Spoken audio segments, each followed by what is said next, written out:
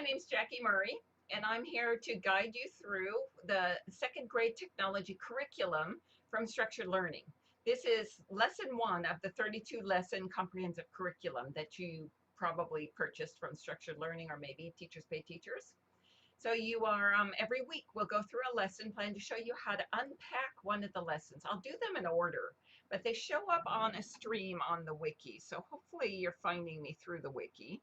Let me go there, and here we are. This is second grade. So you're on the wiki, and this is kindergarten-5thtechnology.wikispaces.com.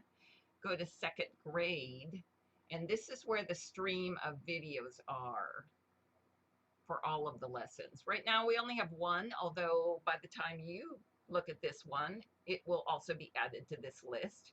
And down below for the 5th edition, we've got all 32 plus a couple extras. If you go down further, there's the office hours. And this is every Sunday at 2 o'clock, starting in August. And I show up, and if you get to ask any questions you have about these lessons, or anything you have about your teaching, and I'll help you with it. I myself or any of our other curriculum specialists, master teachers, one of us will be there at that office hours, and we'll help you with what you're trying to deliver in your classroom. So you always have someone there who's going to be helping you. Now, know though, if you don't say you're going to be there on this form, if no one says they're going to be there, we probably won't show up. So if you have a question and you definitely want to go, you can mark that you're going to be there. You can arrive and then leave. You don't have to stay the whole time with everyone else. But it's kind of nice to hear what they have to say.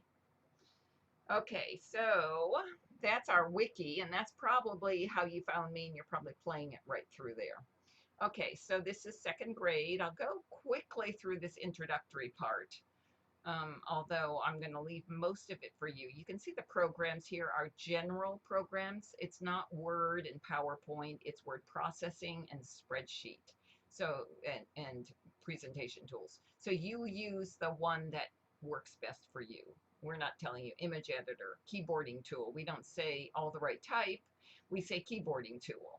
So you pick the one that works best for you. They'll all work with this, with the goals of the program, or you'll be able to tell very quickly if the one you've chosen doesn't. You look at the essential question and the big idea and say, well, this tool just doesn't work. And that might be a good question to say, well, I use this tool and it doesn't seem to fit your big idea. Is there something else I should be using? I always try, and all of us try to give you one that's free, so you don't have to invest money. If you have money to invest, that's really cool. But our goal is to give you options that are free. Okay, this is the breakdown. It looks kind of confusing. There's a lot of parts, but you'll find that it's really nice to have everything you need in this 1/2 page.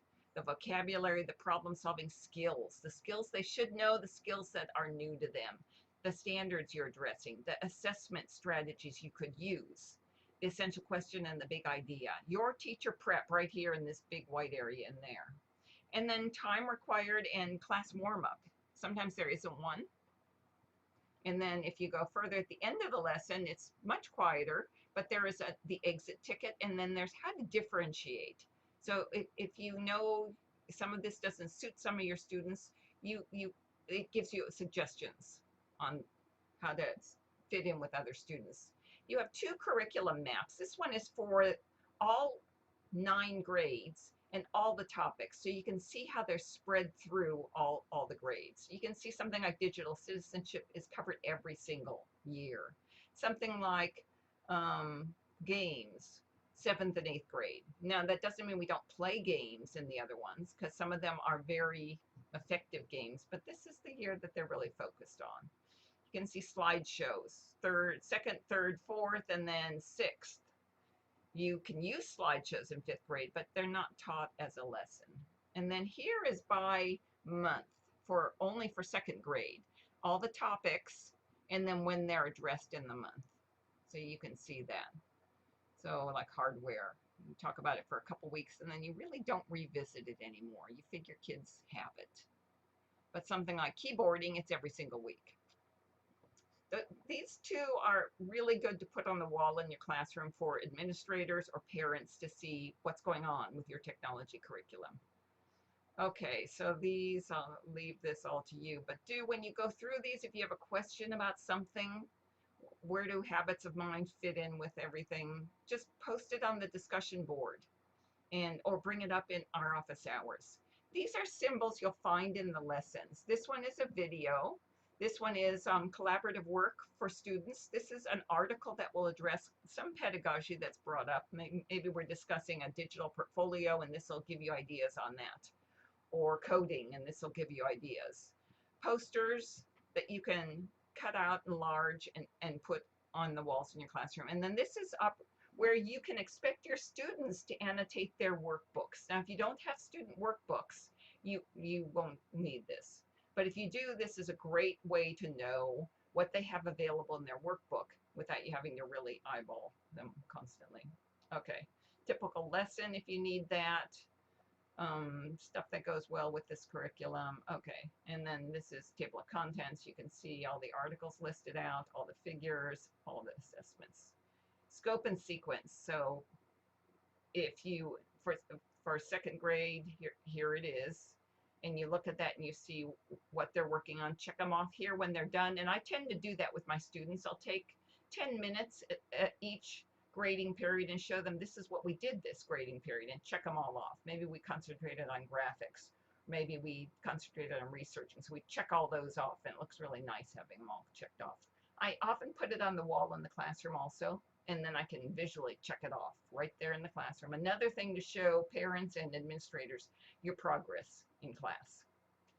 Okay, so I'm going to zip through the rest of this, but do ask questions if you have any. So here we are in lesson 1. This is an introduction. It's to get students reacquainted with the concept of technology in their classroom and remind them of some of the things they learned in kindergarten and first grade. In this curriculum, you always build on prior knowledge. So you expect students to transfer knowledge they learned in kindergarten and first grade to the grade they're working on. So if they're in 5th grade, you expect them to take 5 years worth of technology and integrate it into what they're learning in 5th grade. Otherwise, you have to stop and start all over again every year, which you don't want to do. You can't do that or you won't make progress. So that is what's behind the new and scaffolded skills. So there are no new skills in this lesson because we're just kind of introducing, but there are scaffolded ones.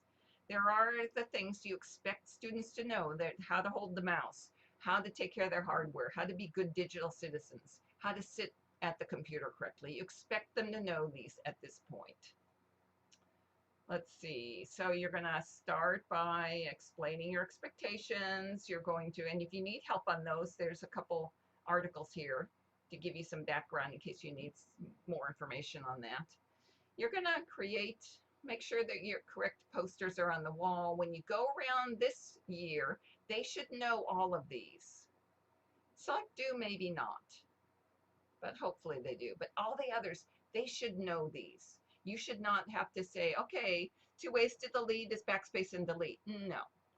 Okay, what are 2 ways to delete?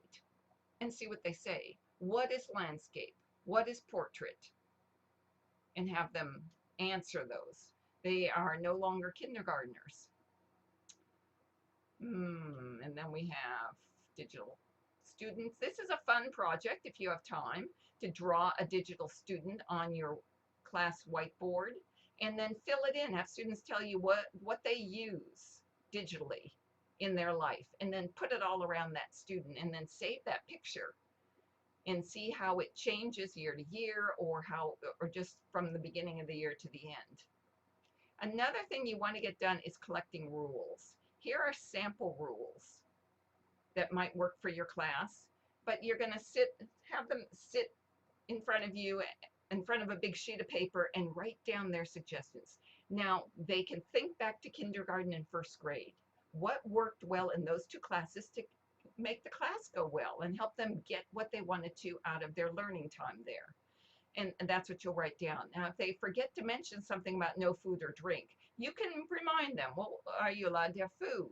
And jog them, because certain rules you definitely want up there. So you just have to kind of poke them a little bit. But other than that, you'll be surprised what they bring up. No one should be allowed to touch my stuff. Well, that's a great rule. I like that rule. So that's what you collect, all the rules, and then put it together in an attractive sort of poster, and then put it on the wall for them all. These are our agreed upon rules. Then the moment they sit at the computer, remind them. And you don't even have to tell them. Remember to sit straight. Remember to put hands on both sides of the keyboard. Ask them, how should we sit at the keyboard? Anyone want to demonstrate? And get them drawing on that prior knowledge and sharing it with classmates. Or have them all sit correctly, adjust it as pairs, and sit correctly, and then you walk around and make sure they're all right. Whatever way works for you. But you're not teaching this skill because they already have it. You're just making sure that they remember it. Then we're going to use, if there's time left, did I skip over anything? Discuss digital citizenship. I did. So once they're at the computer, you discuss this. Every time they use the computer, you discuss digital citizen. You'll see this often in the lessons. Discuss digital citizenship. Remind them about not going outside of the website you listed. Here we are, 4 websites. Use this opportunity to go to one of these websites and say, okay, we're on this website. Where is our digital neighborhood on this website? And have them, okay, it's only that game. It's not the ads around it. And take that opportunity to start that first time. We're back. Exit ticket. Make a poll. You can do it in Poll Daddy or Google Forms or whatever works for you. Post it on the class screen and have them fill it out as they're leaving class or anytime during the day, just so you get each student to fill it out. And what you want to do is how I used tech this summer, and have them answer that, and you might give them options, or you might have them just fill in the blank sort of thing. Probably options is better. And then share that poll the next time. It gets them thinking of technology, using polls, and now next time when they're thinking of something that they have to do, survey the class, they'll think of using that poll. Here's differentiating options for you. And I think then there's a lot of articles. They're all in red in the lesson. So anytime you see red, which class internet start page is best, you'll know that means there's an article coming up. Besides, it says topic article. So you have a couple clues. And I'm not going to, oh, there we go. There's a couple more habits of mind. So they're all at the end of the lesson. So you'll go through those. You'll be able to read them at your leisure. And it'll give you that background in case you didn't know some of that stuff. It'll help make better sense out of the lesson. Now, the student workbook is pretty similar, except it speaks to the student, obviously. So let me see what it tells them the programs they're going to use, because second grade, they might be using it independently. They might have an adult supervising everything. So this is good for the adult to know that this is what's expected if they're at home. If you have a one-to-one license where all the students can load it at home also, this is really good for the parents to know. These are the tools they need to use this curriculum. Now, they won't know what drawing tool it is, but you'll let them know when you get to the need for a drawing tool. And very often they will be free or web-based. They won't be something the parent has to invest a lot of money in. Here's breaking down. Now, this looks daunting to a second grader, so I don't know. Their adult this will serve the adult better than the second grader. But some second graders will look at this and find it very helpful. Here's their curriculum maps. Once again, maybe more for the parents guiding them than the students, but it's really important you want the parents to be your partners. So the more they understand and buy into what's going on, the better. You'll find there's a lot of stuff in these workbooks that we know will serve the parents just as much as the students. Here's their symbols, just like you have. The PDF that they have works on all sorts of devices, pretty much any device. So here's the list of all the devices, but it's really pretty much, it's a PDF. So if their device likely will load a PDF. I'm trying to think of one that doesn't. I can't think of one. And so that's how they'll do it. Okay, then the table of contents Table of assessments, lots more assessments for them. These are places what they'll fill it in with their annotation tool and share out their results with you. Lesson 1, so it is pretty much same. They'll see there's no new schools, they're all scaffolded. This is their to-do list. Problems they will learn to solve this class. If they don't, then they want to check with you and say, I still don't know how to make my volume work if it doesn't work. And this is where if your students know how to annotate in their workbook, then have them fill it in right here in the margin here using their annotation tool. Otherwise, they'll learn it. I think it's the next lesson we get into digital tools. So if it's not this lesson, if they don't know how, they'll learn it the next lesson. And then here again, if they know how to use the annotation tool, they can fill it in right next to this rules form. These are links, as are these. So, and once again, here's a great opportunity to discuss good digital citizenship. And then we go on to, digital tools is the next lesson. That's it, guys. So let me know if I can help you with anything. Leave a note on the wiki under the discussion tab and I'll answer it. Talk to you soon. Have a great week.